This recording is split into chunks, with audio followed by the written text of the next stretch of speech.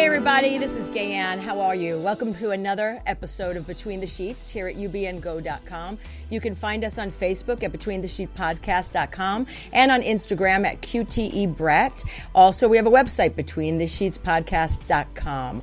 You can call in. Call in. We want callers, 323-524-2599. Also, if I don't repeat this number often, it does appear on the screen. We want to hear what you have to say. If you want to incorporate something in the conversation, grab up a chair. We want you to be part of it. If you just have anything you want to say that has nothing to do with what we want to say, we want to hear that too. Why? Because we're awesome and we can punt it. So tonight I have a whole bunch of new lovely ladies. They're new and old. They haven't been here a while, but we have Cheryl Murphy. Hi, Dave. Hi, Mara Shane. Hi. The woman with 85 names, Roxanne Rosen, and Tanya Tristan, Tanya. She's everywhere on Facebook. Cara Noble. Hello. We have Ryan. Ryan's back at the boards with us. He's never on camera, but he is. And then, of course, everyone, Cussing Jar. I didn't get Venmo'd anything today, so maybe everyone has faith that we won't do it, but fuck it, who cares? Oops, so sorry. We have someone very special, very, very special in our home tonight. She is a good friend of mine.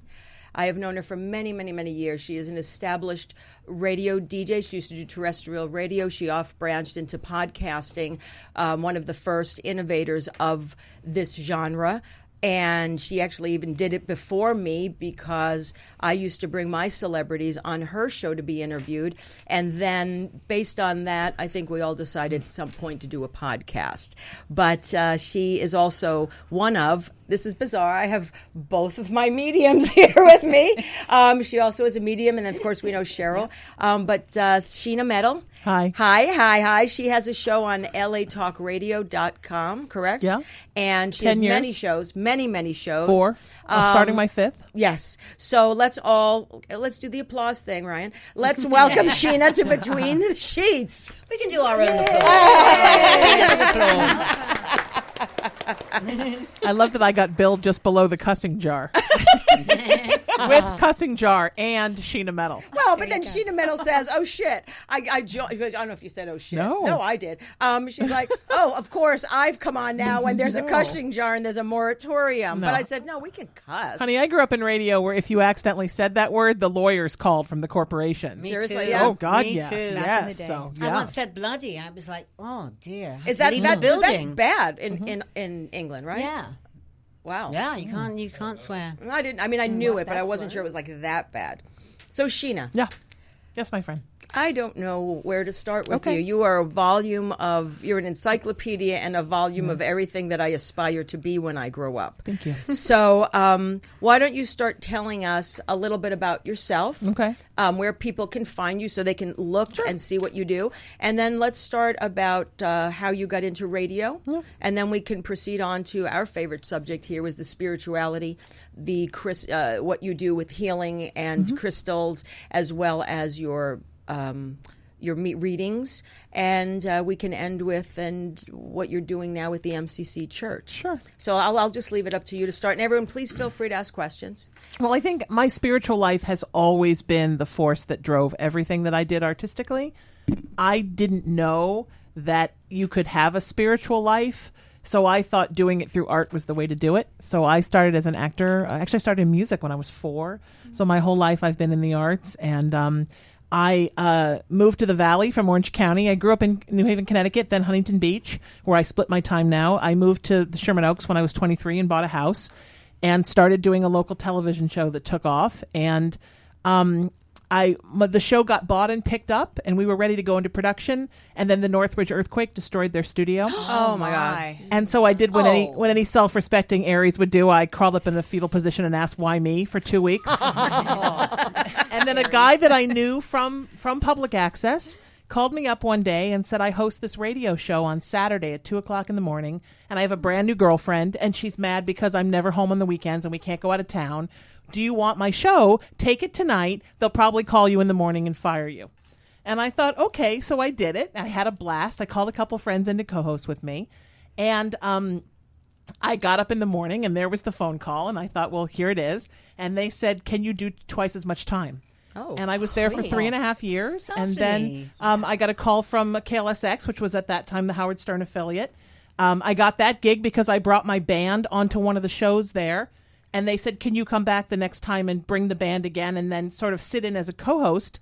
And then that was it. Then I was the co-host. And then 10 years ago, I got offered my gig at LA Talk Radio. And it was scary to go to new media at the time because nobody knew what it was, and they didn't have phones and cars then, and you couldn't. I took Afternoon Drive thinking that immediately it would go into the cars, but then when the auto crisis happened, they didn't put the Wi-Fi hotspots in the cars for like 5 years. So I had to learn how to do a show without callers.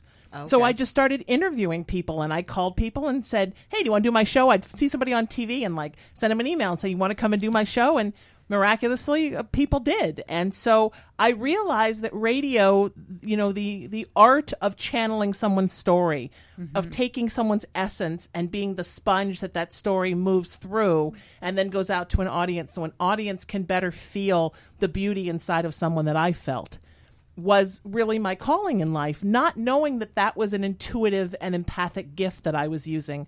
And so what happened was I grew up in a haunted house. So I was going to mention it. Let's just add that to that. So I started having people from the paranormal world on my show as kind of therapy to get stories about haunted houses and figure out what happened in that house. Oh my God. Wow. And then psychics and mediums doing my show would say, blah, blah, blah. But because you're a medium. And I would say, no.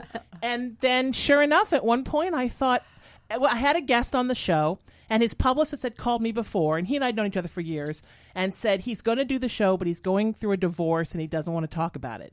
And I said, okay. So he's on the show. We're talking about music. We're talking about acting. We're talking about his life. And all the while, I can hear in his solar plexus him saying, I want to talk about the divorce. I want to talk about the divorce. I want to talk about the divorce. And I thought, okay, that's weird. I've heard that coming before from people's solar plexus, but I don't know what it is. We went to a commercial. He leaned in and said, you know what? I really want to talk about the divorce. And I thought, what am I doing? And then I realized that as I was interviewing people, I was doing it empathically and intuitively while I was also doing it as a radio host. And I started exploring what it would mean to come out of yet another closet and start to tell people that I had gifts. And I panicked. I thought my life in the entertainment business was over. And the truth is, everybody has been so beautiful and so embracing of my gifts. And the more I've done it, the more I've realized that this is truly who I am and what I was always meant to be. And I just got back from Dallas teaching a 3-day seminar, my first on my own, just mine for 3 days. And everybody keeps coming up to me, all my friends, and saying, of everything you've done, this is really who you've always been. So I feel like in my late 40s, I really stepped into what was to be my final path. And there's something about being on your path. It makes everything else in your life so easy, because if you're just where you're supposed to be, then everything else just falls into place and you don't have to worry about anything ever again. But it takes a while. For me, it did. For me, too. Not that I'm ever saying I have anything like you guys, but the older I get, the more I work on myself. Good. And open up myself spiritually to things. I'm finding I'm open and being more of a receptor, and feel that. Of course, I'm not going to do what you guys do, but even for my own personal things and my little play test now to see, because I read tarot cards too, but my little thing every day, at least 3 or 4 times a day, because I test this shit. I will take the angel cards out. Sure. And great. I will do the shuffling, ask a question. And in the beginning, it was like, yeah, they're okay. And I'd shift the questions around. Now what I'm finding, and I'm shuffling it well, I purposely do it. If I ask that question, the same cards will come out. It's beautiful. And it's one right after, it's the same. And I sit there and go, okay, this is weird. And I take it and I put it in the middle and I do it again. Oh my God, it's the same ones. And it just is interesting. I think both of you have agreed, everybody is really intuitive to some degree. We all have it. Sure. Right. Not everybody's an empath because you've got narcissist assholes. Right. But the majority, I won't say like everyone's an empath. I say half the world are half probably the world are empaths, and the other half the world are narcissists. Exactly. But I think everybody has that piece in them. It's just a matter of opening up. I'll tell you a story. I've always talked about Reiki. I've always thought about Reiki. And last Friday, 2 Fridays ago, whenever it was, I booked a session. And I wanted to do it with Wendy, but Wendy's preparing for her daughter's wedding. So I just did some research and found this person, and it was highly blah, blah, blah. Went to her place, didn't know what to expect. She explained it, told me you could feel this, you could feel that. And I'm laying there. It's like the little music, the woo-woo music is on, everything's quiet. She's doing this whole thing. And all in my head is, and my eyes are closed, and I'm like, I don't feel crap. I don't feel anything. What is this? Really a bunch of shit? And maybe she's not that good. I mean, and this was going through my head. There was absolutely no, just, oh God, Ganrella, you just wasted this much money. This is what. And then suddenly she started here, which is the crown, right? Then she goes to here, which is the third eye. And literally, I'm laying there, and tears just. I mean, and not one, like the stream. It was like a little 1, 2, 3, but her hands were over here, and I thought, excuse me, I said, I'm highly allergic to things. I think I'm allergic to your perfume, and she's like, and because I was serious, and she's like, no, honey, you're releasing. Right. You're allergic to your own third eye. Yes, which is something that she had to work on, apparently. Well, of course. But then I'm like, okay. And then all I thought after I said that, God, you sound that was so stupid. And then she continued to go down to the bottom, and then did the arms. Another 4 or 5 times it happened. Now, doesn't surprise me because if I may, yes, please. I believe that you're starting to learn how to stop trying to control everything with your cognitive mind and start allowing things to come in through your third eye. So you're shifting from a solely three-dimensional ideology where you think you can reach out and grab everything to understanding that we really just get where we need to be, and then we let the universe deliver. Is that right? And Gay, absolutely, Gay, you were ready for that to happen. You were ready for that, and you were asking for that in some way. Just by working with the angel cards, as you mentioned, that's such a high frequency. So you were already aligning and opening up in many ways. And then here we are, lying down, receiving healing from, a lovely healer, and just allowing to where more of your inner knowing, your inner self, your true nature is opening up. That's quite beautiful. Oh, thank you. Yeah. But I had an interesting releasing experience. Yes, Cara, what is it, my darling? Well, it's just, sorry, sweetheart. I hate to bring this up. No, because I'm not a big chucker up. I don't chuck often. I've got a little used to it more recently, but for years and years and years, like 25 You're talking years, about vomiting, right? I did not. You've become accustomed to vomiting. I have a little Does it have to do with the state of our world, or looking in the California? Mirror? No. I think, so I don't know, but I've had 2 experiences. One where I was being massaged in a very, I suppose, a spiritual way. Someone who really knew how to get in threw up. Another time, very recently, I picked a card, much like you, and it said, you're having a bit of a tough time. You're going to get through it. It's all going to be great. But it actually said, right at the beginning, expect sickness. Ooh. 2 hours later, all over the car. Good. And Great. It was Good. like you said about the tears. Yeah. I didn't feel great, but it was a funny feeling that I didn't really even recognize. But there was no here it comes, nothing. But that's what I mean. Even with the tears, No like heads everyone, up. when we cry, it's usually stemmed from something. We're crying out of happiness. We're crying out of sadness. So it's kind of, I had no control of crying. It was the oddest feeling. But, it felt good. I mean, and then after we had this conversation about things, and and that's another thing. I mean, I don't mind sharing, because she said, I saw my guides showed me you at about 15 years old. You were sitting in a playpen or something, reaching out to a woman who most possibly is your mother, and she just wasn't paying attention to you. But as 15 months old, how do you describe that? How do you express that? And I said to her, I've always had an issue. I've always had a really good childhood, but it's been always a complete blockage. It marvels me when I talk to some people when they go, oh, yes, I remember. I must have been about 5 weeks old, and I remember when my mother, I'm like, I could barely remember yesterday, let alone my childhood. Maybe I start to have visuals, if like from maybe 7, 8 years old, but it's only stemmed from a photo. If I see a photo, I can remember it. But I look at photos from my childhood, totally disassociate with it. There is not anything that, oh yeah, I remember that. Nothing.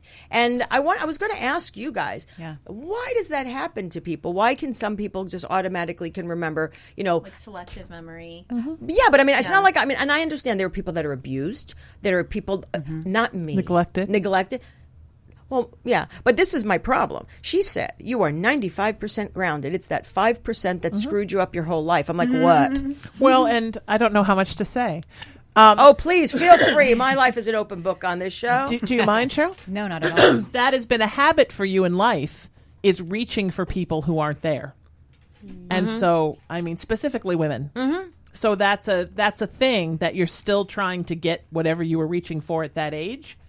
And we do that, right? We repeat patterns again and again and again. But it's interesting because it isn't a conscious pattern. It's a subconscious pattern. Of course, most pattern. Things aren't. Yeah. Most things aren't. Well, I try to control everything. That's No. the Capricorn. Yeah. That's why you're crying in Reiki. The universe is making you cry and saying, Gayanne, stop trying to control everything. But isn't it interesting that, you can be 95% balanced, Right. but that 5% that you're imbalanced really takes control of who you are going through life. I mean, do you guys ever experienced anything? Yeah. I know. Of course you do, Tristan. I relate to you 100% because when people talk about their childhood, I hardly remember. My brother remembers all these things, and I don't remember any of it. Wow. And it's just like what you were saying, Sheena. It's like when I got Reiki for the first time this year, when they put their hands over my eyes in the third eye area, I felt their heat. My mind, thoughts that were just like yours, that were just racing. It all stopped. So for me, it wasn't an emotional release. For me, it stops my thoughts, and it gets me to be calm and be in and look in and feel my way through the world, where they just center me and balance me now, and it's just wonderful. Well, and that's being seated inside yourself. I talk about this all the time when I teach, and also when I work as a minister, that the most important relationship you have is with you. Yes. The most important thing you have is to be grounded within yourself. And we're taught that, like, oh, that's egotistical or that's narcissistic. No, a healthy grounding. Number 2 is your relationship with spirit. Number 3 is your relationship to the earth and the world. And number 4 is your relationship to people. Most of us do that backwards. We put people first. We put the world second. We put the spirit third, and we put ourselves last. So we're never completely plugged in. And it's like when you're vacuuming and the plug's in, but you're stretching the cord, and if you move the vacuum this way, it unplugs. If you move it this way, it plugs back in. Many people are plugged in like that. And the more plugged in you get, and the more spirit work you do on yourselves, right? The more the things that you haven't worked on yet come out. Because those are the things hanging out that you haven't fixed. So if you've got a beautifully redecorated house and a really ghetto bathroom, you're going to be very worried about people going in your bathroom because it's going to really stand out. That was me. My house was my personal bathroom. Like the rest of the house was really nice, and then there was my bathroom in my bedroom, and it was a ghetto bathroom. And I remember when you learned nothing from tonight. I did. It was a Don't have a ghetto bathroom. And my partner at the time, she said, why do we have, it's our bathroom. Why does it look like, something in Compton? And like the paint peel was peeling and shit. And I'm like, I don't know, because no one's going to see it but us, I guess. And she's like, no, we're going to redo the bathroom this year. And we did. It was years ago, but it was like you present something to someone, but that is just... But that's your 5%. So you present beautifully to the world, Gayanne. Everybody who sees you from the outside thinks you have not a worry in the world and everything under control. That's true, yeah. The bathroom you haven't remodeled is the one where you deal with you. Right. Well, I'm an artist. That's good. That's good. I'm an That's really artist, good. so basically, that was good. That's so true, though. Thank you, lady. Good. So convincing, Bravo. Laura. Wonderful. Let's get back to me now. No. When you were talking about how when you first started your career and it was you expressed yourself through the arts. Yeah. That is how I express myself as well, through different forms of art, writing, painting, all sorts of stuff. And for me, spirituality, the ability to get so engrossed in something when you're to turn off my brain, and I have a very active brain, and just to it's always chattering, this incessant chatter, and to be able to be so absorbed in whether it's a portrait I'm painting or something I'm editing is a gift for me, because that's like my source. That's where I'm really coming from, a higher power right then. So, right, Mara, you're in the zone. That's what you're saying, Yes. right? You're in the zone. You're Yes. dialed in. You're in your element. You're in God no bless mind, that, yes. right? You're in no mind. No and mind. That's what it's creativity beautiful. does. It just puts you in a whole nother place. Yeah. Yeah. Where you can really escape. You're just in your own little world. Well, that's why I can't understand people that are like so corporatized or so conservative. They kind of live inside a box, and anything outside that is anything artistic or creative, they buck against, and they truly are doing their soul and their spirit a disservice. It's just odd to me. But Cheryl, I was going to ask both you and Sheena, but I'll start with you. You guys are on the other side. You help people, Right. Bring this 5% out, and in the ways you do it. I know you guys aren't Reiki healers, but you do it as what you do. How do you do that for you? I sit in meditation most days, most every day. I'm always in meditation. I'm always still a student learning. I always try to come at it with a beginner's mind. There's always something to learn. I try to live in gratitude and appreciate every day. I mean, if you really want to get the wheels of favor turning your way, take someone to lunch, and be sincere about it. Help a charity, a nonprofit, donate. Try to give back, and all of a sudden the world really just does open up with you. You want to keep that open heart. But how do you keep opening up? How do you do work for you to keep opening up yourself to help others? I mean, it's like, do you learn another craft? I mean, what do you do? I take what I learn. I'm always a student. I love learning anything about love and healing. I'm always about. It is about surrendering, though, because there's always something to surrender. There's always something to forgive, right? Yes. Forgiveness is such a key way to opening up to our intuitive abilities. And working with people, I'm a student as well. When I work with people, they're my teachers. I had this wonderful person just this last weekend who hadn't had a reading in forever, and all of a sudden, something happened in the reading. Some information just touched her heart to where, a lot of the floodgates open, just like you were saying with the tears. It's just like a reawakening or an awakening happening. I mean, it's a miracle. It's a blessing in so many ways. I do want to mention, though, that Reiki, let's not discount how powerful your experience was. Reiki, just for anyone that doesn't know what it is, it's not really a hands-on healing where, the healer that was working with you probably had her hands like 6 inches or a foot away. Didn't touch you, right? It's just a whole working with... Just touching you with energy. Exactly. Yes. How lovely is that? And it's a powerful healing modality. I know that I do my own energy work in my own way. I know Sheena probably does energy also, right? Do energy work and healing. It's just a natural part of who we are and what we do. And once again, being psychic and a medium and intuitive and all of those words, a healer, we're all natural at this. We forget. We always have to remind each other that's our natural spirit, our natural soul. We're spiritual beings having a human experience. Exactly. This time. Exactly. And then we just keep coming back. But who we really are is who we are when we're home. Right. This is just soul school. Yeah. This semester. Soul school. What I really loved was Gay Ann. Hold on 1 second. Hold that thought, because we do have a caller. Oh, okay. Hello, caller. Hello. You're welcome to Between the Sheets. Who's speaking, please? Oh, sounds like it's from the other side. Sounds like Yeah. Mothman prophecies. Okay, that's what I was going to say. Unfortunately, if you called in, please call in again. We aren't getting great reception, so I'd appreciate if you could call in again.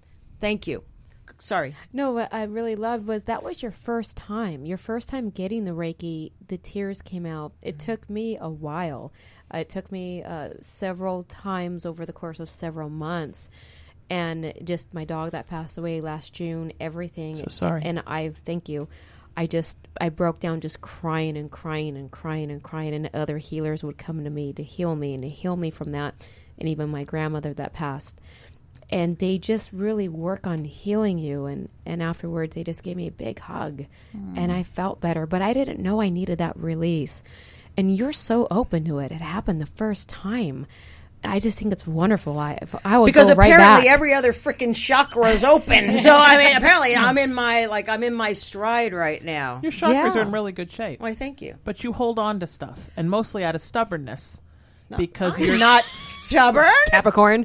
You mean stuff in her house and in her handbag? And in the bathroom. Or do you mean like no, internal? I mean energetic stuff. Okay. Because you're trying to run the show. And the universe is like, dial it back a bit, Capricorn. You're not running the show. I'm trying. I am trying. But the thing is, in just learning things and understanding and being open, I'm seeing where my old story doesn't work anymore. Course. Good. And it doesn't. I don't benefit from it. It's like your clothes from the 80s. Yes, But but only for a costume party absolutely. But the thing is, it's like it's unlearning behavior. Sure, of unlearning course. patterns. So, like with all my friends and stuff, I'm like, I'm trying. Just give me some patience. Just be patient with me, because at least I think the importance to any sort of awakening is awareness. Mm-hmm. And if you, as the person, are aware, and so people point it out to you or you recognize it, it's just, just be patient, because at least I'm aware. I'd say that being aware, I mean, and I'm not a healer or anything else, but I'd say that once you get aware of your internal issues, you're 89% there. Yeah, I think so. You've too. virtually done it, right? Don't you think? Is that right? You had a spiritual awakening, in a sense, as the rest of us on the 4th of July were probably awoken from an earthquake pretty bad. No, the earthquake. Well, first of all, let's talk about the earthquake. I know you all are going to talk spiritual, but you're a Californian when, like, I'm sitting on my front porch having my coffee, and the bench starts to shake. And I just looked to see if it was my cat walking on the outdoor bench, which it was not. And I thought, oh, earthquake. And then it happened again. And I just was sitting there just taking my cup of coffee going, I hope it'll stop soon, and then I said, but it was an earthquake, and I went inside of my dining room chandelier, and that's why I thought, oh God, it must have been a big earthquake. But it's just Californian.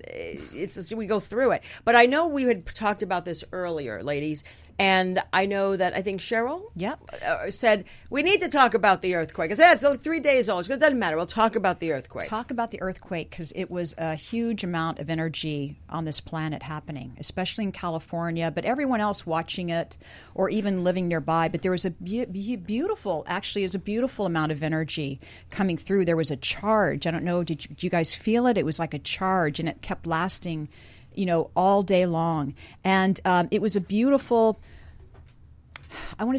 alignment happening. I know there's a lot of fear around it, but if we can get beyond that and just think about what it did for you personally, what you thought about that day personally, you probably thought about your loved ones, you probably opened up your heart to compassion for other people. So this is what the beauty of awareness Natural is. disasters are.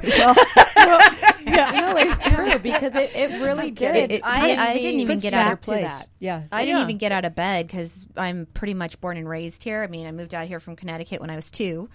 But when earthquakes happen, I'm not going to move right now, because nothing ever happens. And kind of like what you were talking about with vomiting, energetic vomiting. Sometimes the earth has to vomit. Yeah. Right. And then it feels better afterwards, the same way you always feel better after you vomit. Those plates need to move energetically, and then you sort of feel the earth go, oh. It's like a purge, an earth purge. It has to happen. Earth Right. purge. We're I like in the that. middle of the craziest 2.5 months, right? I mean, we're in the middle of a Saturn return that is until the middle of September. And Saturn, it controls your life lessons. So it's all that stuff that you haven't learned yet that keeps back and kicking your butt. I'm learning it. Bad. Don't rush me. Yes, exactly. And then also we've had meteor storms, we've had the lunar eclipse, we've had a couple of crazy new moons and the last full moon was about looking into the vortex of existence and planetary alignment. I mean, we've had a lot of stuff happen since the middle of April. So when people are saying, or you're saying to yourself, why do I just feel so freaked out the last 2.5 months? You always have to ask first, wait a minute, is it energetic? I mean, right, Joe? You have to ask first, is it going on inside of me? Right. Is it going on outside of me? Right. Or is it going on inside of me and outside of me? And there's a discordance between the two. I like that word, discordance. I was standing on a sort of a ladder. I do mosaics outside in my yard, And I was up my ladder, and I just sort of felt like, oh, am I going to faint? What the hell is this? That's how I felt. It was so Thought I was going weird. down. Well, it's so funny. I went to CVS later that day to pick up some prescriptions, and I walked in, and the woman behind the counter, she saw all my crystals, and she said, and she I don't know what she thought I was. God knows what people think I am, but she said about the earthquake. And I found myself talking to her, saying a similar thing to you. And she said, but I don't know. She said, because I felt very nauseous when it was happening. I said, because I said, you are open. you're spiritual. It's an empathic thing. You're intuitive. And then she said, how did you know that? Because she said, well, she didn't say I see dead people, but the way she said it is I see dead people. She communicates. And she kept saying to me, who are you? I mean, because I go in there once a week, and I'm like, I said, we all just vibrate. I said, we're all really vibrating on the same energy level. And those of us are at a higher frequency, and some are lower, which I want to talk to you about. Sure. About your Raising the Vibration organization. Sure. Now? Yeah, now. So for people who don't know me and have not heard me blab on and on the radio and on Facebook and everywhere, my mother and I had very much a soulmate relationship. She was really my only relative. She had a very, very bad childhood, and instead of becoming the victim of her circumstance, put everything into me and became the victor. And she used to make this joke that she was just born to take care of me because I was going to go on and do something great. And I would laugh it off, and that was our weird, uncomfortable thing she would say at parties. So she was a Scorpio, and she was very, very bad very good with people on a one-on-one level, very bad with crowds of people, very hyper-focused on being a mother, and was also a psychic medium and didn't really come out till she was in her 50s. Brilliant. Half the reason I didn't think I had gifts was because she had such gifts. I'm like, well, if I can't live up to that, I must not really be that. So I honestly didn't think I would live after she died. I thought when she died, I would die too. And she always used to say to me from the time I was little, look, kid, I'm 33 years older than you, and the truth is probably I'll die first. So when I die, you have to promise me you're not going to die too. And then I would always say, well, what if I die first? And then she would say, oh, I'm absolutely going to die. And I'd say, that's not fair. And she'd say, but I'm the mother, and I could do whatever I want. So in 2016, she got unexpectedly sick and then seemed better and then unexpectedly died. And I very much feel that she willed her death because she didn't like being incapacitated. And about 45 minutes after she died, miraculously, I didn't die. She kind of popped up in my periphery. Right. And was huge and big and strong and amazing and like she was when I was a kid, but like 100 times more, and has sort of been this guiding force for me. And I feel like we always did everything together, and we still do everything together, just energetically it's a little different. So when I was about 3 months after she died, I was cleaning out her house and I was cleaning out her office. And I found this journal that said, don't read, and it had her name on it. And I thought, well, it doesn't have my name on it. So I read it. And in it, I realized, how she was so scared from her childhood, how she didn't really build up the confidence that she had put in me, how many things literally scared the crap out of her, and she never said them out loud to anybody, including me. And then there was a passage where she said, I can't figure out why I'm here unless it's because of my daughter, because she's going to do something great, and I'm here for that. And I thought, oh, God, there it is again. And that's a lot of responsibility. Yeah. So it kind of rolled around in my brain for a couple days. And I sit in water. That's where most of my spiritual stuff comes. I was sitting in the hot tub. And suddenly universe said, she had it right, but she had it backwards.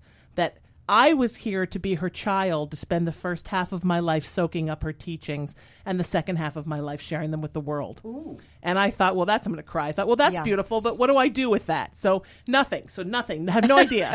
I'm going to do something, I don't know what.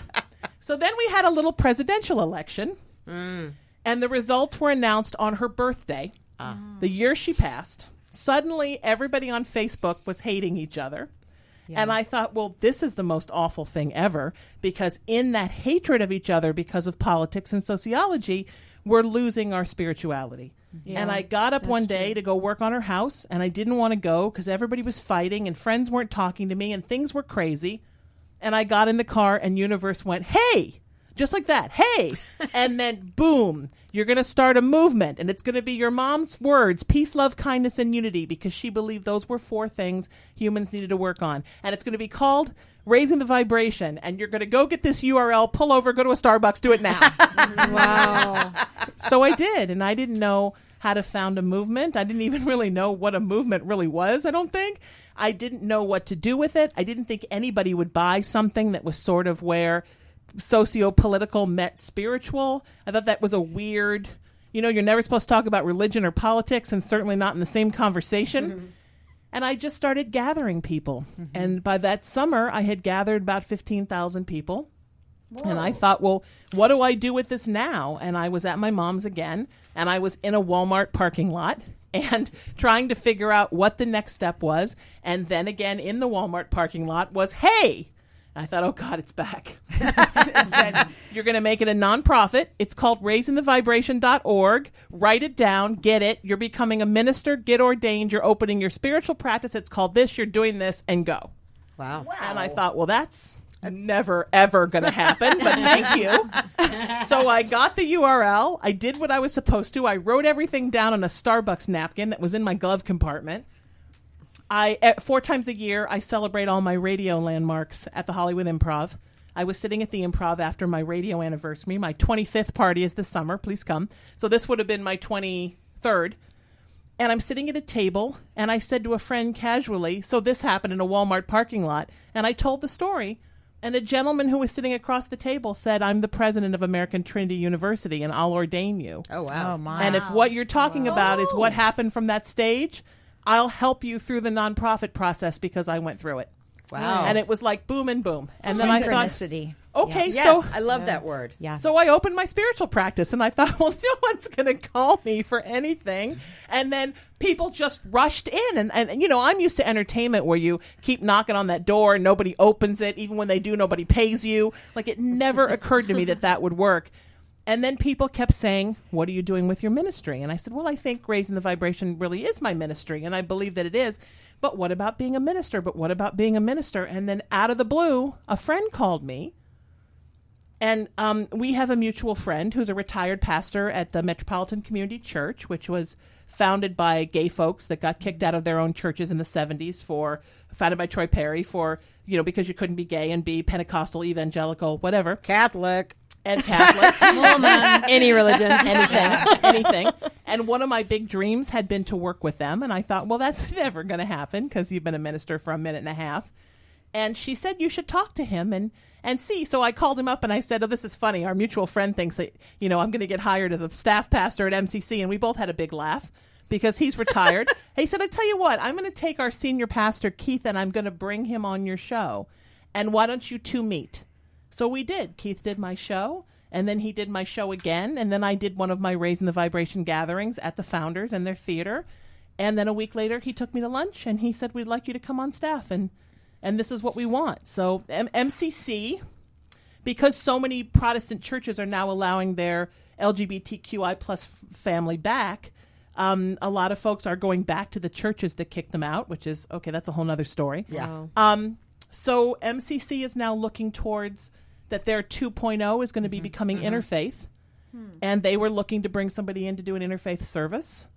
And so now I have my own Saturday Night Spiritual once a month. Lovely. Congratulations. And every month I have different guest speakers that are of different faiths. My first one was a friend who plays the sarod, did a chakra opening, a Hindu chakra opening. A friend of mine talked about what it was like to grow up Mormon and where metaphysics meets Mormonism. A friend of mine who's a witch talked about the spiritual, how witchcraft intersects. I had retired pastors. I had our Spanish ministries pastor, Alex, there. Keith did an opening, and it was very much a gathering for everyone because I really believe that my work as a minister accumulates in realizing that all of us really believe the same thing. Yeah. Even folks that claim to believe in nothing still want the best for the world. Right. And we spend too much time thinking about our spiritual differences and not enough thinking about how the same we are. That's very true. Everybody, Yeah. I just want to say hi. Thanks for watching. This is Between the Sheets podcast. Let's see. We want you to call in. I know we're all riveting, but please call in 323-524-2599 and synchronicity happened. There's a caller. Hi, caller. Welcome to Between the Sheets. What's your name? Hi, Gayanne. It's Shauna. Hi, Shauna Rana. Rama. Rana. right. Shauna Rama. Hi, Shauna. Hi, how are you, sweetheart? Hi, Gayanne. Hi, ladies. Hi. Mark, Cara, Roxanne, Cheryl, Hi, Shauna. and Gina. Hi. So what's going on? I know you. I didn't know you'd call, but I figured you'd be interested in this topic. What would you like to talk about, sweetheart? Tell me that you did figure I was going to call, right? Yeah, because I'm that intuitive. That's right. Right. You gotta own it. You gotta own it, Gay. That's There right. you go. You felt And it. today I took notes. Uh-oh. All right, so I'm ready to hear him, sister. So let me just roll through it real quick because you ladies are on it, and I don't want to miss anything more that's coming up. So I just want to say that what you guys are talking about and how it's all linking together is amazing because earthquakes are energy released. And we did just have a big one in Los Angeles, first big one in 20 years since the Northridge earthquake, pretty much, they say. And I was in that Northridge earthquake. I was 20 Me too. walking steps from the epicenter. Oh, wow. I was down the street from the building that disappeared underground. Oh. It was scary. Yeah. And it is the biggest release you'll ever experience. And that wasn't my first earthquake either. I was born and raised in California, and I'm glad I'm not there anymore, really. Where are you again? I forgot. I'm in Phoenix, AZ. Okay. I'm in the desert, hot as can be. So, But how you're all linking it together is amazing because Mother Earth, Gaia, is speaking to us, and as a collective, we all matter. And if we don't get it together, something big gonna happen, right? that's right. But on the smaller end, Sheena, we need to talk because I've been talking your walk for the last 20 years. Thank you. Since before my oldest sister passed away. Mara, you're amazing. Your talent is amazing. And let me ask you, do you feel that your painting and your artwork is a release and your meditation? Definitely. I have tried to. Thank you for that. That's so nice of you to say. I appreciate that. I have tried to meditate so many times. I've tried to meditate so many times and have had not the best. It's hard for me to do that. It's hard for me to sit there and practice this because it just is. It takes practice. It's hard for great minds to be quiet. It's hard. You got it. So for me, when I'm absorbed with the visual, the whole aesthetic of putting something down, sketching it, and then filling it in, and I have music on at the same time, and sometimes I have background noise. It's so. I'll tell you this. Once I hadn't painted in years because I had neglected it for whatever reasons. I was at my father's house in the desert, and he had this huge canvas because he's an artist as well that he had abandoned. And I decided to paint Pink, the singer, just because I wanted to paint someone. And when I was done after a couple hours and I went to bed, I felt like I was swimming in the brush strokes. It was so spiritual. I couldn't get enough of it. My energy, my face lights up. So yeah, for me, painting is medicine to me. Absolutely.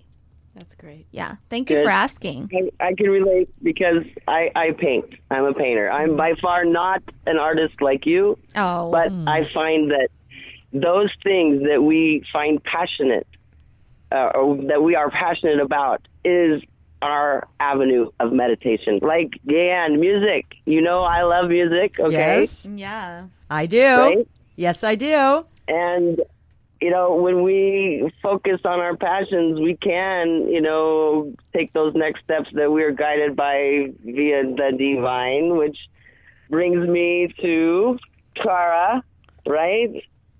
Lady, you got some stories. I want to hear them. I want the memoirs, and I want them signed. Okay, autographed. Can get this lady a publicist, right? Yeah, okay. I just that's a happen lot to of be stories. that too. I'm just waiting for.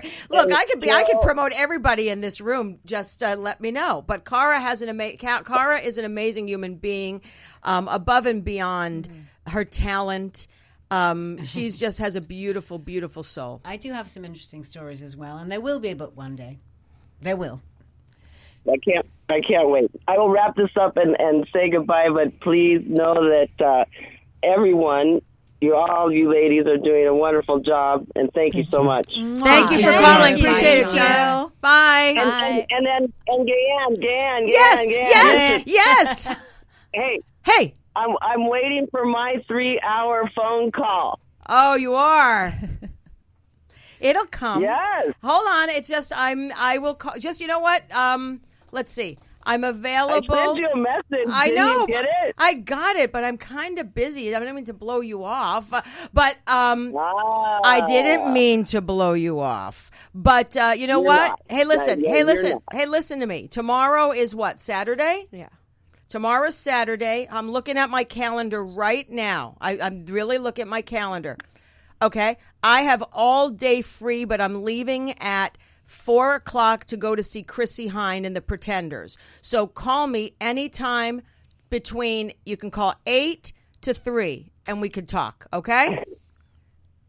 Okay, I'm going off grid for 4 days. Well, I'll what call the fuck are you week. busting my chops then? Jesus Christ. You owe $1. And I just want to say you seem lovely, All but in you my cannot call me at 8 in the Love morning. you all, ladies. Bye. Yeah, no matter how much I love your call, you can't call me at 8 in the No. morning. I'm up at 4:15 every day. I get up at Holy 4:15 smokes. every What day. are you in, Good are you for in you. prison? Nope. It's like a insane? punishment. 4:15, it like clockwork. Oh, we have another caller. Hello, caller. Welcome to Between the Sheets. This is Gay Ann and my harem. Who's calling? Hello? Yeah, I know you're on the phone. We're on the phone waiting for you to talk. What's the That's deal? just us talking in the background. Hello? Hi. Oh, my God. Is this a man? Yes, I'm a man. Hi. How are you, Mr. Man? I'm doing good. Do me a favor. Turn down This is the... a man. I'm doing good. Hold on. What's your name, man?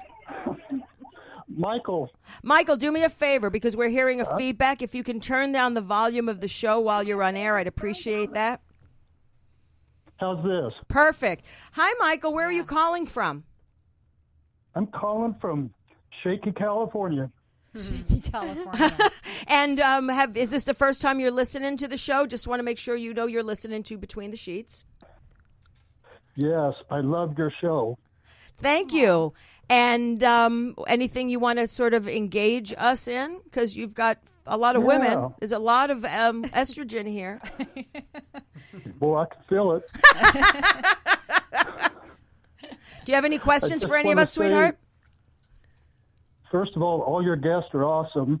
Thank you. Thank you. Thank you. Michael. Is this Michael? Is this the Michael, my friend Michael, that's calling in? No. But No. we can be friends. It's okay. It's your friend Michael now. Now he is. Now he is. So, Michael, what else would you like to tell us, sweetheart? I have a question. Yes. My question is, if I'm in the company of a person that has very bad energy, and this person is drawing my energy from me, when my energy gets really low, can I still get rid of that energy, then raise my vibrations enough to meditate? Yes, but you shouldn't be around somebody who gets your energy that low, sweetheart. I mean, it's like driving around all the time on fumes. You know, I mean, you can, and you can continually lift your vibration through different things: happiness, laughing, sleeping, meditating, being with somebody you love, somebody that feeds you, art, whatever it is that feeds you and fuels you. But if somebody's perpetually draining you that badly, the biggest concern is not how you rebuild yourself back up. The biggest concern is, why is somebody continually draining you, and what can you do to either get away from that person, or if that's not a possibility, to find a way to put up screens and filters so that that person can't suck as much energy out of you at one time. You restrict the garden hose so they can't just really hoover out everything inside of you, because it feels like you're just around somebody that's so draining, Michael. Michael, is it like a girlfriend, boyfriend, best friend, family member? I'm just curious. No, it's nothing in general as a friend. I have no girlfriend, so. But what I was thinking, if all of a sudden you're around a person visiting and they have high energy, but for some reason they get in a really bad mood and they start draining you, should I just get rid of them as soon as possible? Or can I? Yep. Or can you? Could I raise my vibrations? Yeah. While my energy is, I guess what I'm trying to say, if my energy has been drained, can I raise my vibration with low energy? Yeah. I'm just going to say wear garlic. That's all I'm thinking, because it's an energy vampire, you know, and I agree with you. I mean, a lot of people, and I'll have Cheryl answer this from a spiritual sense, but if you are vibrating at a higher vibration, yes, I mean, there is that adage, you will also draw light. You will draw higher vibrational people, but you're going to draw these really lower vibrational, as we call them, energy vampires. And the point is, if the cup, and this is just a basic thing, you always have to make sure the cup is full before you can give to others. If the cup is empty because someone's taking it, then you have nothing for you. So you're doing, first and foremost, yourself a disservice.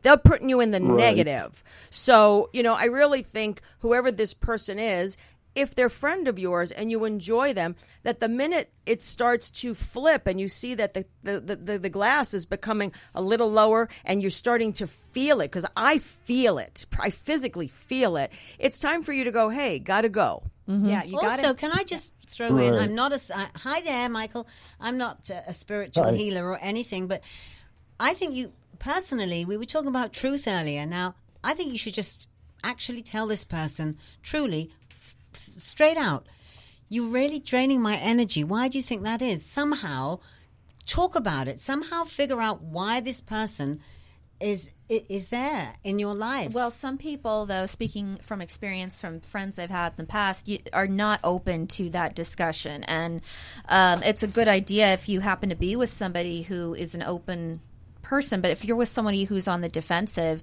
they're not necessary. It's not like you can necessarily. Well, that might get rid of them. But you could get rid of them. But you could also, if they're honest, be honest. Mm-hmm. And the thing is, some people, you're right, don't want to deal with it. But it also is a way of how to approach people. And this is in life, how to approach people. Mm-hmm. If you approach them with love, you're giving them the opportunity that you're welcoming them. If they shut down, that's not on you. That's true. That's on them. But the reality is, people won't, if you think there's a problem with someone or you see there's something, you can bring it to someone's attention. And really, quite frankly, people are brought into our life for a reason. We're mirrors of each other. Mm-hmm. That we're all going to learn something through each other, whether we're in existence for the day that we pass them in the street, or it becomes a soulmate for a lifetime, or God forbid, a twin flame. So, because those are the worst. But the reality is, no, Gan, those are the best. Those are the best. No, I've heard. That's what you want. I have not found my twin flame That's yet. how you don't know how great it is. Oh, okay, there we go. But the thing is you have. If you're suffering, it's not your twin flame. That's right. You're just trying to spark a match that's dead. And I know there's a flame in here somewhere, and I'm going to find it because I'm a Capricorn. I'm going to rub these rocks together until there's a spark. I have many soulmates that I know. Soulmate is different than twin flame. But what I'm saying is, if someone depletes you, it really, you have to take care of yourself first, and if you need to sort of separate or not spend as much time with that person, it behooves you, because they're not getting a service from it. And really, Cheryl, it's time for you to talk. And Michael, this just sounds like a lot of work that you're doing to be around this person. And I do want to tell you that, you're an empath. So if no one's ever mentioned that to you before, I mean, you're very, very sensitive. So I can tell that it's easy for you, to take on that energy. And because you're a loving, human being, a spiritual being, you naturally give. Because when our vibration is really high, we just naturally give to people of a lower vibration, So it's just natural for you because you have this big heart that you wear on your sleeve. But, setting boundaries and setting healthy boundaries by excusing yourself from this person or stepping out of the room, distancing yourself, that's spiritual. So don't feel like that's something, don't feel like it's the last straw. That's one of the first things we want to do is we want to set healthy boundaries. We want to identify and be aware of our own energy, our own power. So when you first step into the room with this person, you already have a sense of yourself. And then you can feel more, like Sheena said, is it coming from the outside in? Is it coming to us, or is it coming through us? Because you will identify where your energy leaking or your energy loss is coming from. Because the last thing we want for you is to lose energy. I mean, life is about abundance and gaining energy and supporting each other. So just know that, yeah. Can I share a trick with you, Michael? Because she's a magician. Okay, so I'm a magician. So here's the trick that I have tried a couple times. It's really interesting. It's called pre-paving. And what I have done is, say I know that I'm going to come into some contact with someone, spend some time with somebody that I know pushes my buttons. What I've actually done is, before I meet with them, I visualize everything going really good. I try as hard as I can. I try to visualize the car ride with them, or the visit, and feeling like this person's going to be in a good place. I'm going to be in a good place. And usually, for some strange reason, it sets the tone, and then it ends up playing out that way.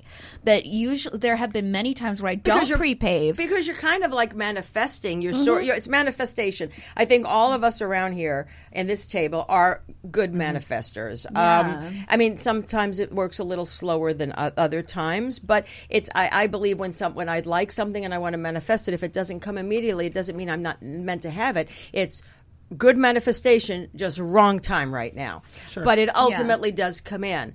But I was just going to say that if you have these things about people driving with them, why are you even with them? Sometimes you have to spend time with people you don't get along with. It just happens. Or whatever. Very true. You don't have a choice. And if you don't have a choice, what I find is that the more I psych myself up with worry beforehand, knowing it's just going to be like last time, and it's just doesn't play I agree out with well, you. know? And Michael, if you don't mind me saying, sweetheart, you're a person who you don't give yourself enough credit for how beautiful you are. I mean, you're a person who always overvalues everyone else and undervalues you. And so it's not just this one person. This has been a pattern with you in life, sweetheart, that you don't give yourself enough credit for how amazing you are. So it's almost like you think it's like you feel privileged to be in someone else's life, but you don't realize that they're privileged to be in yours as well. And so, I would love to see you learn to value yourself to the point where when that energy came around, you would just think, you know what? I don't need this because I'm a wonderful guy and I deserve to be loved by the people in my life. And I don't need somebody that like sucks my chi out through a hose. Like I don't need that. And then you back away because you realize it's not the energy you need in your life. That being said, if you want me to send you some white light protection prayers, I will email them to you because honestly, I think it would help for you also to envision yourself surrounded by white light wherever you go. I would love that. And it's pretty. Yeah, it is pretty. And also, like, about people... Stops you from vomiting. Yeah, but the thing is, like, people... but, like, even people sucking your chi, you have to... Right. It's like... Yeah, exactly. It's like... Some people are. It's How like, that? wow. Wow, hello. It's like when you give your dog the food and you turn around, the food is gone. And you're like, where did the food go? The cat ate it. The dog literally inhaled the food out of the bowl and you could see it in the air. I mean, some people do that with energy. It is true. Yeah, and I'm more like Gayanne about that. I just go ahead and just remove the person from my life. I just don't want the negative energy. That's not possible Wait a with minute, hold on, everybody. wait. It isn't. True. It's Wait not a possible. minute. Yes, I appreciate you think that's what I am, but I am the queen of 15 chances. I am the queen. 1,500 chances. 1,500 chances. But Michael, I just want to say thank you for calling in. I hope you, you Michael. enjoy the show Thank and continue to support us and tell all your friends and family. And have a good night, and maybe we'll catch you on the next show. How does he send the Yeah. email? Oh, my email is, Michael, I'm going to give you my email really quick. It's Sheena with 2 E's at IamRaisingYourVibration.com. Okay, thank you. I appreciate Thank it. you, Michael. Thank Much you love. for calling. You guys are wonderful. Thank you, Thank you. sweetheart. Love you too, Thank you for Michael. the call, Love you. honey. Yeah, We you appreciate it. tell the truth, Michael, and just be kind. Yeah. And you've done it. Done. I will. Thank you, Michael. Bye. Thank you. Thank you. So speaking of cheese suckers, let's talk about liars. Lying sacks of shits. 1 hour in, and now we're into narcissists. Because we've got this is an extended 1.5 hour show. We are now hitting our last half an hour. Thank you, Tony, for allowing this.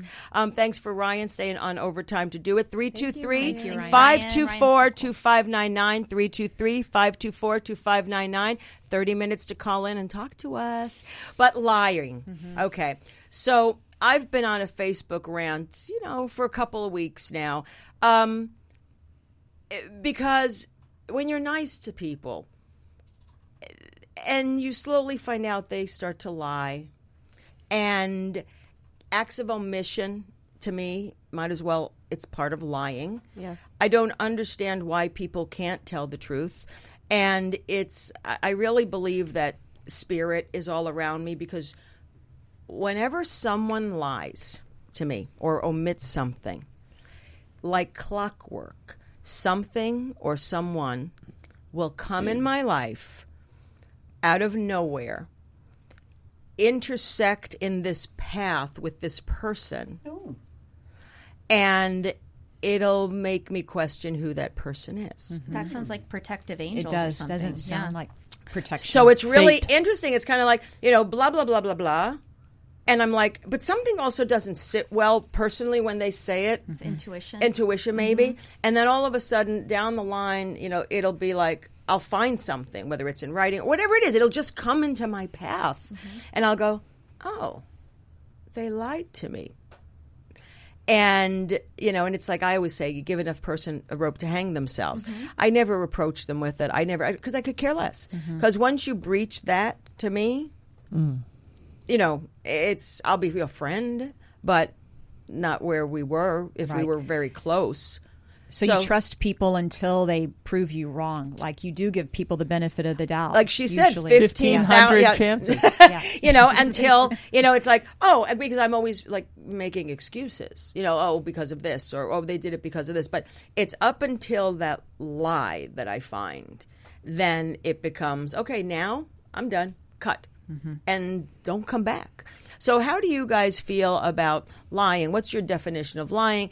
How do you people deal with people who've betrayed you, whether it's whether it's a spiritual betrayal, whether it's a relationship betrayal, a friendship betrayal, even a work betrayal, being stabbed in your back by coworkers? I mean, how do you guys deal with that? So for me, I do not put up with lies of any sort, omissions, anything. They are 100% completely out of my life, like this.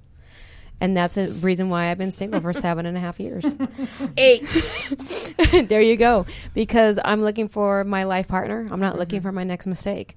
And in the beginning, when the person starts doing things that they say they're not going to do, or starts doing the things that they say they're not going to be doing, like, and vice versa, it's everything. It's like, well, if you don't have your word, you have nothing. And how am I supposed to trust you if you can't even do things that you say you're going to do, and vice versa? It's done. Because now the doubt's always going to be in my head, and it's just done. But that's not technically 100% lying. That's just having trust issues. It's people not stepping up when they say they're going to step up. If anyone would to ever lie to me, I would definitely confront them in the lie, and just like you, ask them why, and because why can't somebody tell the truth? But that person would probably just be taken out of my life. This reminds me of when I was in 8th grade, and I had a good friend, and I had this crystal necklace. It was circa 1990. We really don't know the year. Yeah, we really don't want to know, because it just. But makes everyone's me wearing the crystal. Realize how young you are. Okay. I was in high school, and the crystal necklace went missing, and then I discovered my friend she's a good friend. She had taken it, and it was really awkward when her mother found out, because my mother had to call her mother, and then the two of them came up to the house, and she gave it back. I don't like lying. I don't know how to lie. I know that many people would say, oh, you're right. But no, I'm not a liar. I don't know how to lie. And I felt compassion for her, because it was more than her just taking that, and not to spin off track or anything. I think some people, when they are liars, and this is a pattern for them, there's something going on there that they don't mean it personally maybe toward you. It's just how they operate. I agree. I mean, I don't lie. I mean, even when I try to lie, I'll sit there and say, like, I'll be telling a story, and sometimes I do exaggerate or embellish, and then I hear myself, and I'm like, no, you know what? I just lied to you. I will sit there in 2 seconds. I just lied to you. This is really how it went down. It's because I'm a storyteller, and I like embellishment. I'm theatrical. Yeah. So, I mean, I do it, but I catch myself saying it. Now, mind you, those are not bad lies, but I catch myself saying it, but I can't even allow myself to say it without saying, I'm a liar, or I'm lying. This is not right. And there are some people that so easily lie.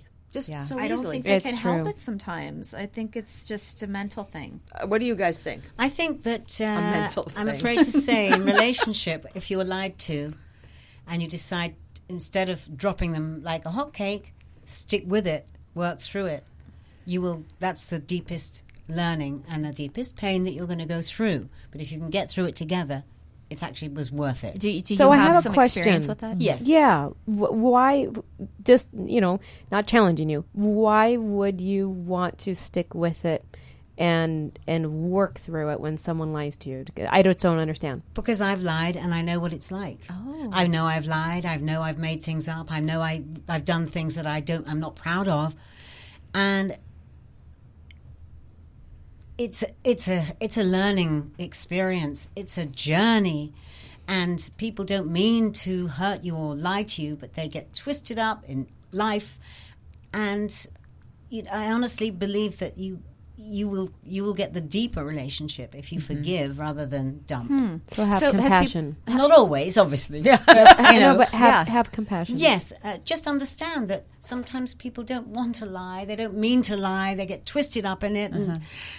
And Have you been caught out in the lie, or did you tell them? Like, or does it matter even? It probably doesn't even matter. I'm not even sure why I understand the question. I was saying, I mean, it was a big deal. Big deal. But instead of dumping, I chose to go for the love and to fix it. Well, I mean, and thinking about this, and now I'm thinking. Yeah. I'm listening to you, and I never had that stance before. Right. But I Believe me, nor did I. Yes. I would dump them before they even got a chance. Right. I was off with some other guy. But this was my first time, and I had to love him and stick in it. And I did it. Well, that's the thing. Good for I think you. it's I think it's love. I know love is a word that people throw around. I love you. And I'm the first one. I love you. But when I seriously love, it's deep. And I've never been, I've never been cheated on. I've cheated. Really? I have. In my first relationship, and I'm not proud to say it, it was the first and the last time. I cheated on my very first relationship because I was 24 and I'd just turned, I'd just, really come out at 21, and I had never been in any relationship before in my life. And I was 24 and I was in a relationship. And it was I know for the wrong reasons. Now I know it was for the wrong reasons. But I was in California. I had no one here. I was lonely. This woman I met loved me, did everything for me, took care of me. In a way, emotionally, not monetarily. Her family was here. Her family embraced me. So it was that void that I was filling. And then we discovered the gay bar. We discovered what the gay bars were, and I went out. And when I was young, I was cute. I was really cute. You're still cute. Shut up. But and all of a sudden I'm out there, and this is so ego driven, but it's like everybody wants me in a way. You know what I mean? People are paying attention to me, and I went for it once, but I knew I wanted to break up, but I didn't know how to break up. I had no clue. I didn't want to break her heart. So in my 24-year-old brain, I thought if I cheated on her, she would break up with me. Interesting. And so I did. And I came home And I pretty much laid it out, and I said, I'm not proud of myself. And I wasn't, because even doing it, there was that form of excitement because of, oh my God, I'm cheating. But it was this deep-seated Italian Catholic guilt. But I knew, I kept telling myself, in the long run, this is for the better. It'll be better for her. She'll go out and finally meet someone that she needs to meet. I was justifying bullshit, but it didn't matter.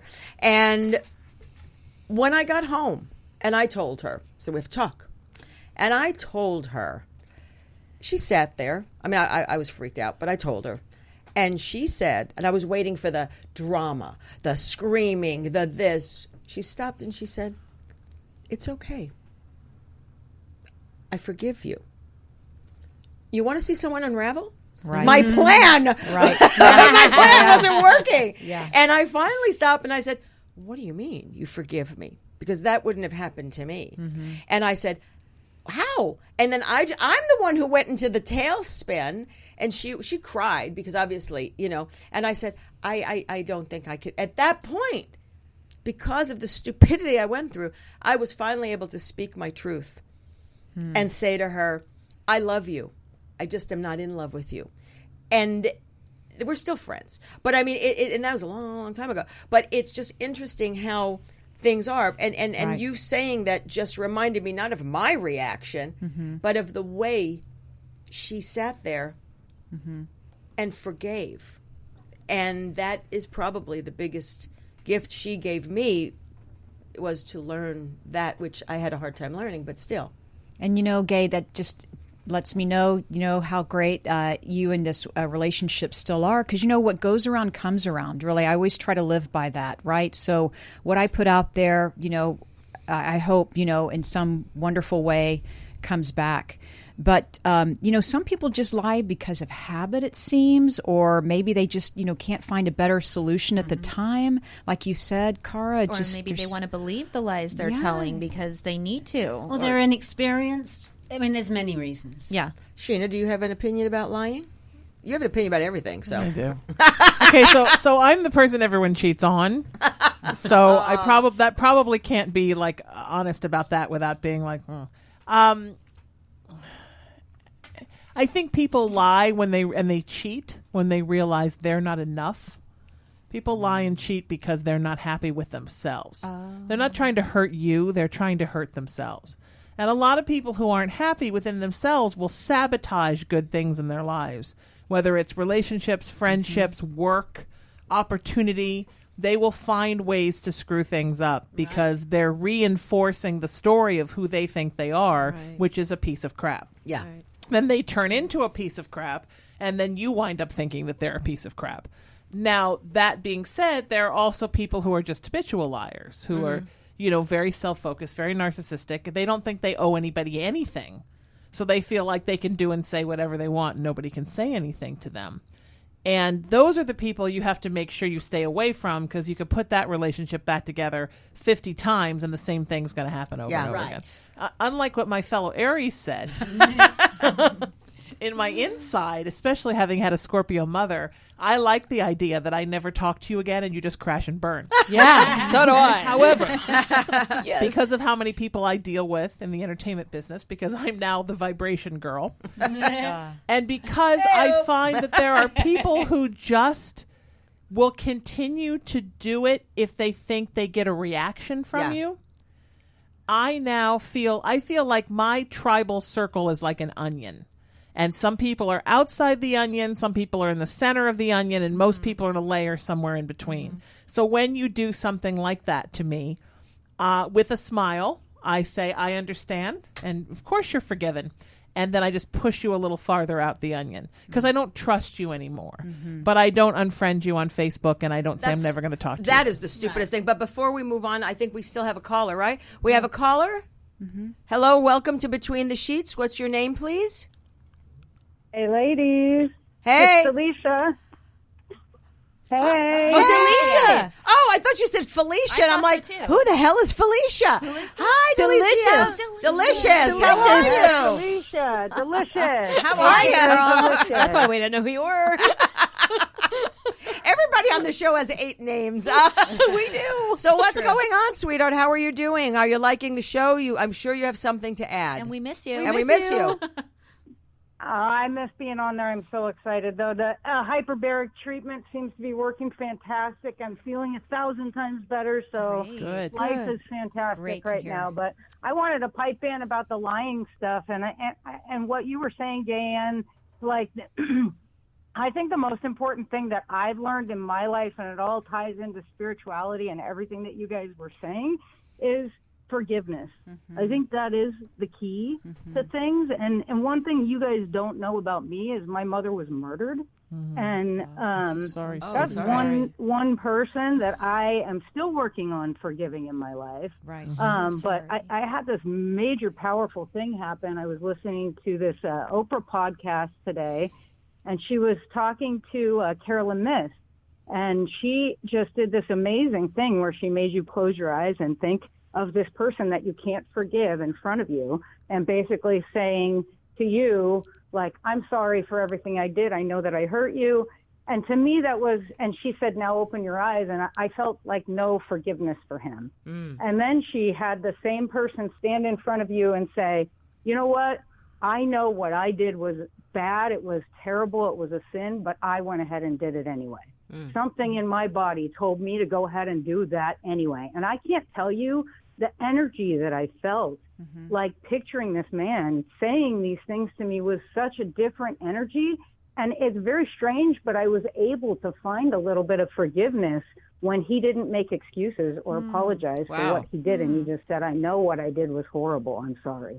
It's fantastic. You know, Thank and you never, for you know what? never Thank said, you "I'm for sorry," sharing never that. said any of that. You know. Thank you for sharing that story. I mean, it's very personal, and I appreciate you telling us. Yes, thank you. My goodness. So No, that's it it. was just a very powerful, like, it showed me that how interesting forgiveness can be, You know, and somebody doesn't necessarily have to be sorry for you to be able to forgive them.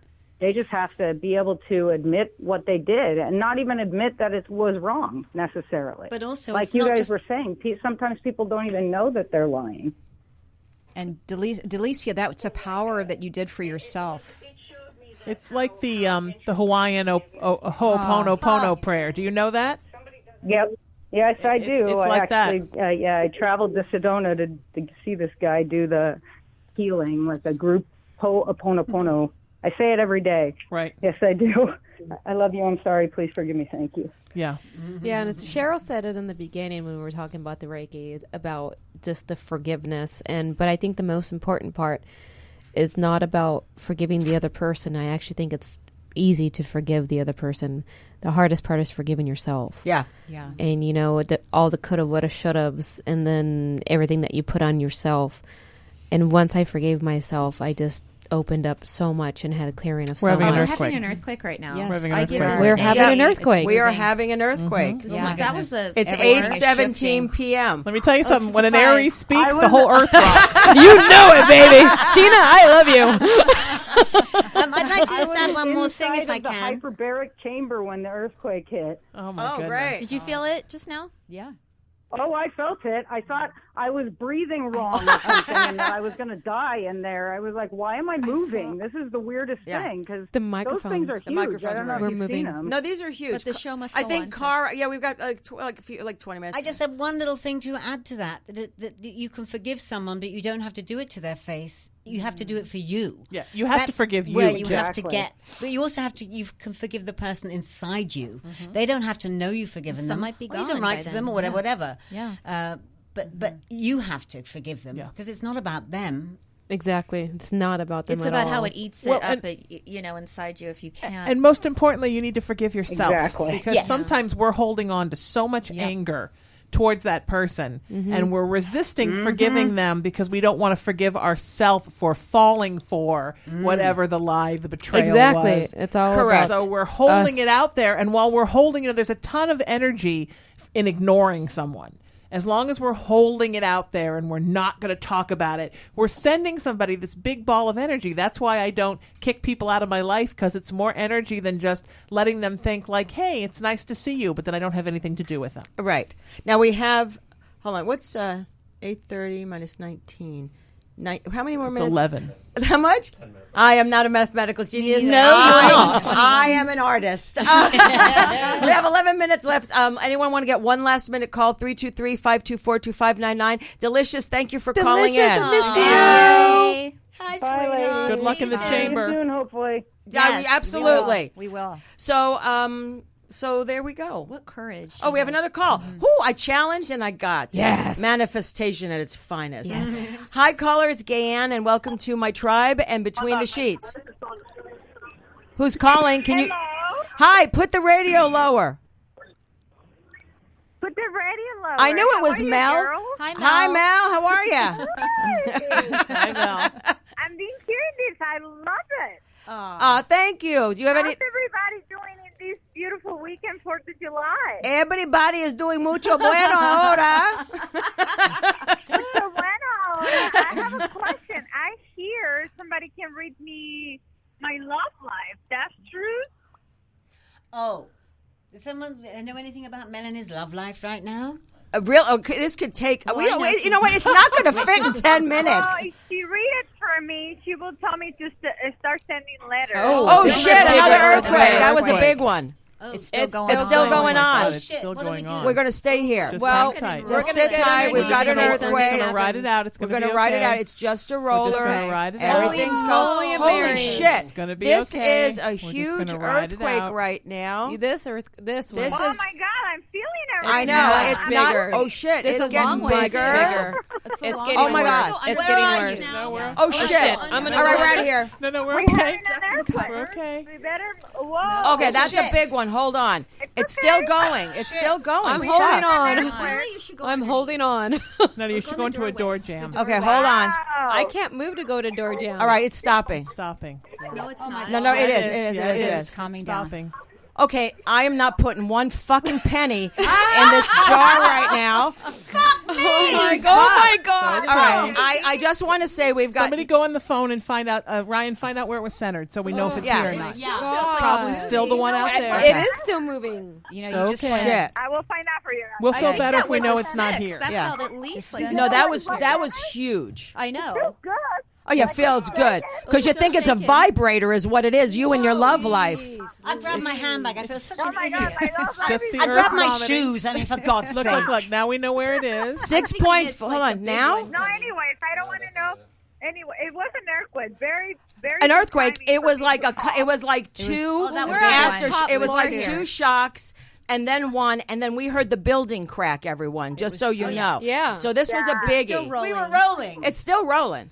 It's still rolling. So, Still rolling, you know what, but it ladies? I feels- think we it were feels just like raising the vibration way We're too raising much. the vibration today. off the charts there. Hey, earthquake. Oh, my God. There's These purging. things. Just the earth. God. Oh my God! I mean, I sat there and I'm like waiting for it to end. That was And bad. this one kind of freaked me out just a I tad. know. I never want to freaked out. duck, but just I'm now. ready to go. It was strong. It's You're ready been to go. wonderful. Thanks so much. I'm heading for London. Anyways, guys, I have a question. What are you guys doing for this weekend? But with this movement of We only have vibration, we only have forget 8 what we were minutes. supposed to talk about. Well, we have 8 minutes. You only have 8 minutes. That's left. Yes, you are so on Latin time. I was very patiently waiting for my call to be accepted. Oh, well, I don't know how that works. Okay. But listen, you're going to be here next week. I just want to sign off and I do will some be there. stuff. So we've got 7 The minutes. So building's sort of I'm adjusting as we somewhat speak. Yeah. I freaked want to out. say, guys, It's still happy shaking. 4th of Yeah. July weekend. I still and feel I'm it happy shaking. to see you That's guys and fine. have a beautiful weekend ahead. You too, Yeah. Mel. all right, cool. Thanks, thank Mel. you, Mel. Bye. Okay, everybody, you have experienced the last Between the Sheets show here. For now, we're going to actually sign off a little early because people are freaked out. Thank you for calling in. Thank you for doing it. Instagram is QTE Brett. Facebook at Between the Sheets Podcast. YouTube Between the Sheets. The next time is July 19th. We will have actress Marg Helgenberger here from CSI and CBS News show All Rise. Thank you so much. Love you. Thank you, Sheena, for coming pleasure. in. I'm glad I could come and shake things up a bit. Thank you, Cheryl. Thank you, Mara. Thank you, Ryan. Kara's She's consoling the Brit. Kara's freaking out. Yeah, Kara's freaking out a bit. Roxanne is The Brits are doing leaving. it. But Ryan, where's that song Transcendence? Because we're transcending the fuck out of here. Transcending, we're raising the vibration. Thank you, everybody. Have a good night. Thank Peace. you. Rock on. Bye.